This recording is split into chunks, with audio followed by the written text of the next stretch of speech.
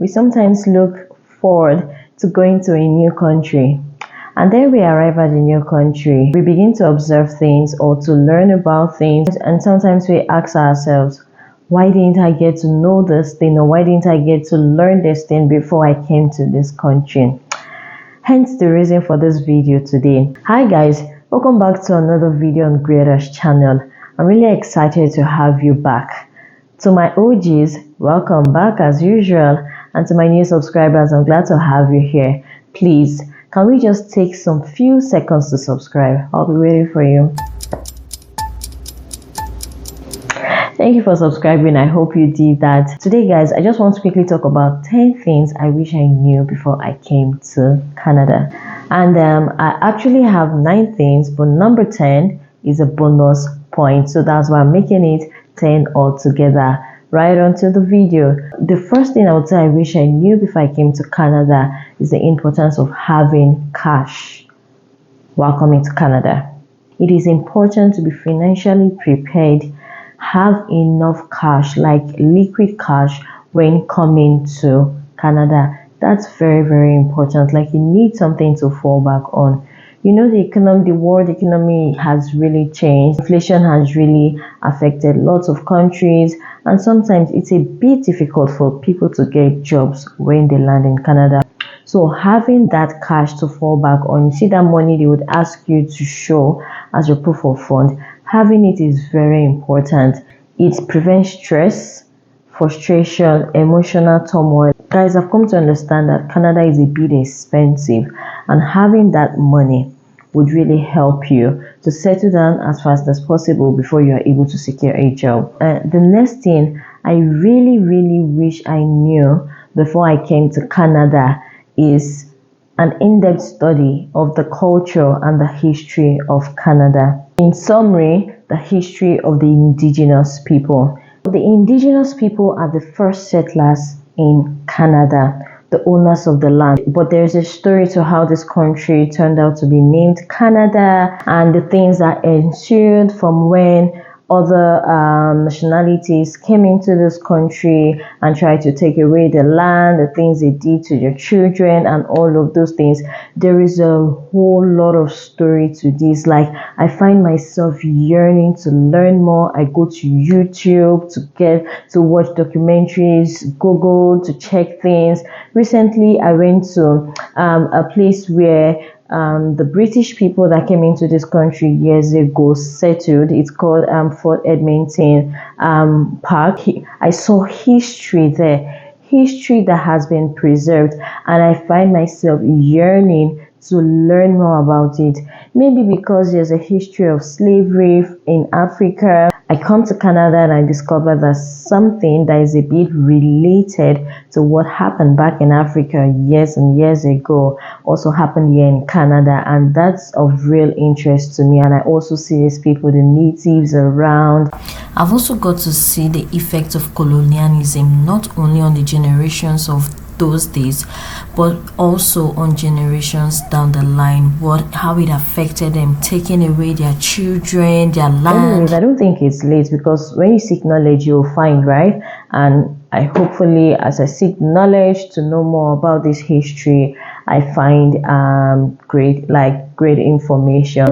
The third thing I wish I knew before I came to Canada would be being taxed for everything. Yeah, before I came here, I actually learned that Canada is a credit-driven society and that there is high taxation here. However, you know, there's a difference between you learning something, you listening to someone talk about something, and the reality of it.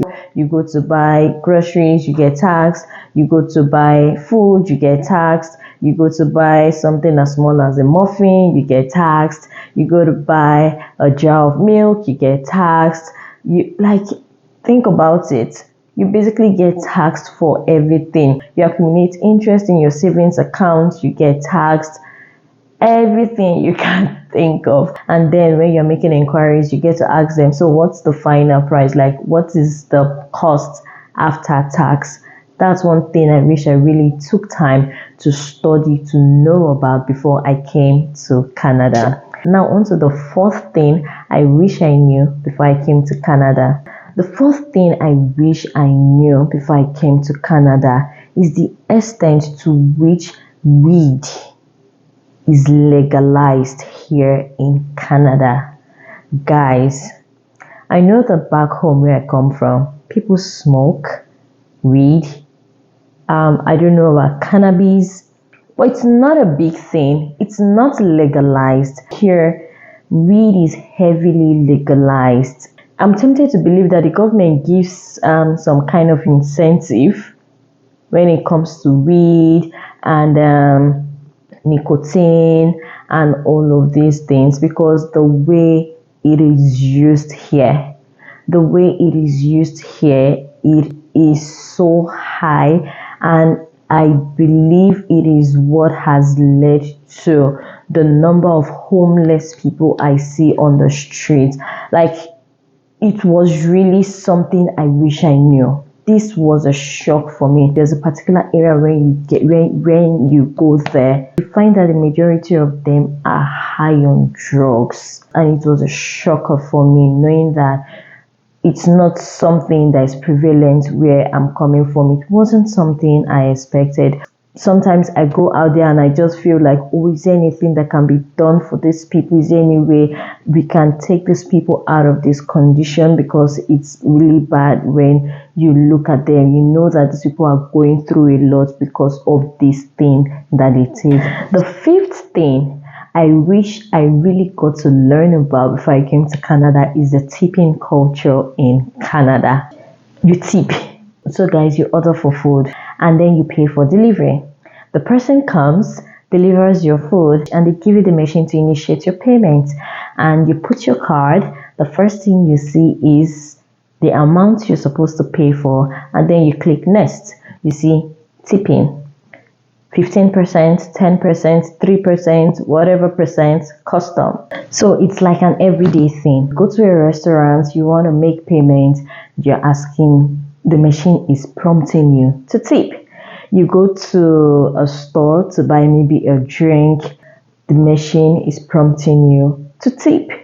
It's a culture that is embedded into the system. The sixth thing I wish I knew before I came to Canada is the fact that here you walk away from trouble. Yeah, of course, you know that song where you walk away from trouble if you can. It won't be your week if you turn the other cheek. I hope you old enough to understand. You don't have to fight to be a man. Yeah, it's okay to walk away from trouble no matter the country you're in. But you know, back home, you're walking on the road and someone accosts you and is trying to make trouble, and you go like, okay, is something wrong with you? What is it? Blah blah, let me go, and all of those things. But here you just find a way to move, like you avoid trouble. Even if someone hits you, don't hit back. Either you call the cops to report. If it's someone that is on the road, maybe one of those vulnerable people that are prone to attacking innocent bystanders or pedestrians, or maybe someone who is high on something that is prone to looking for trouble, if I can put it that way, they come at you. Instead of trying to stand to fight, just take a flight. That's the most important one. So these days I am walking and maybe I see something happening nearby, my antenna just stands.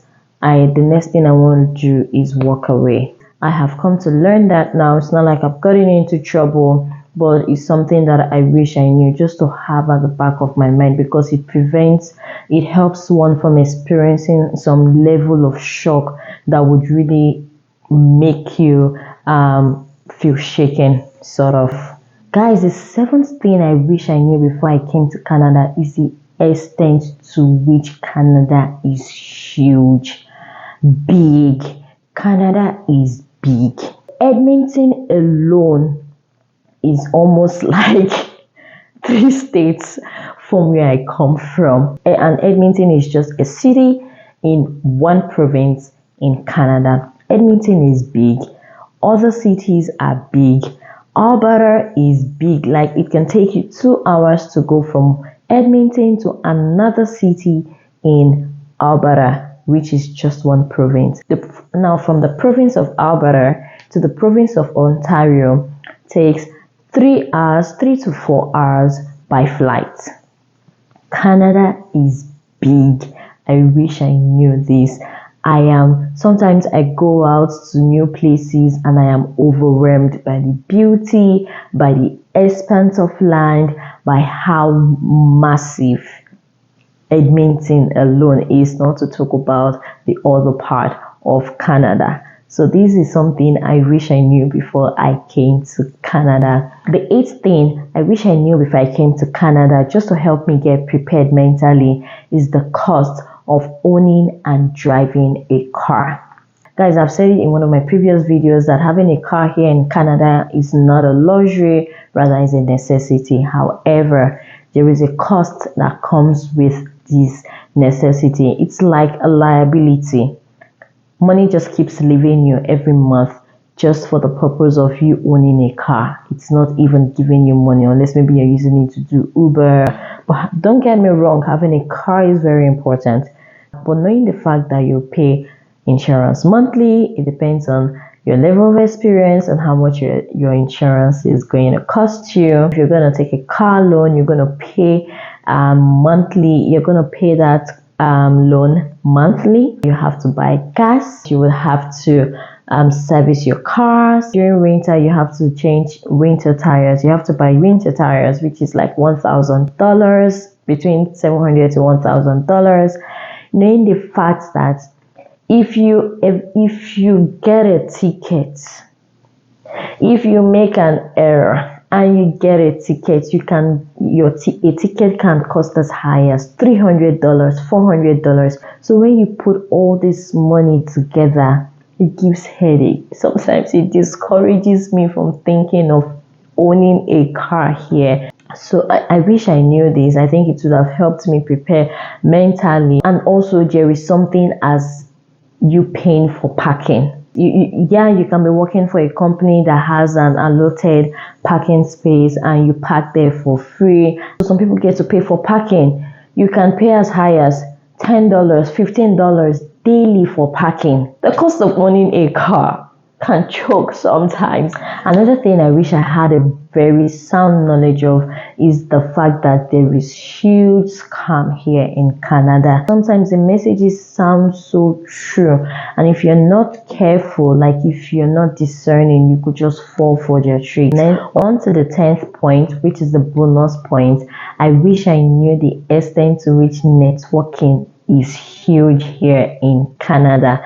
Like, back home, there's this thing they call man no man. Like, okay, you get connection. We call it connection back home. Here it is called networking. Here, networking helps you get jobs. I have used networking a whole lot, and I have networked with people that have also taught me different things and given me opportunities. Networking is key here. Man no man, like we call it back home, or connection. Networking, it is huge here. I think it's even bigger than what we even know it to be back home. And also having a community, building a community. That's the essence of networking, right? No man is an island. Here in Canada, especially as an immigrant, you cannot do things on your own. You cannot be by yourself. You need to reach out to people. You need to network. You need to find a way to communicate with people. And you need to find a community that you can attach yourself with that will build you up. Yes, you need to be discerning, but while practicing discernment, try to get a community that would build you up. Is very important here in Canada. Thank you so much, guys, for staying with me to the end of this video. If you watch this video to the end, you're the real MVP. Please do not forget to subscribe if you've not subscribed. Like this video and also share it. And until I come your way the next time, hasta la vista. Almighty God, creator of all, there is no one like you.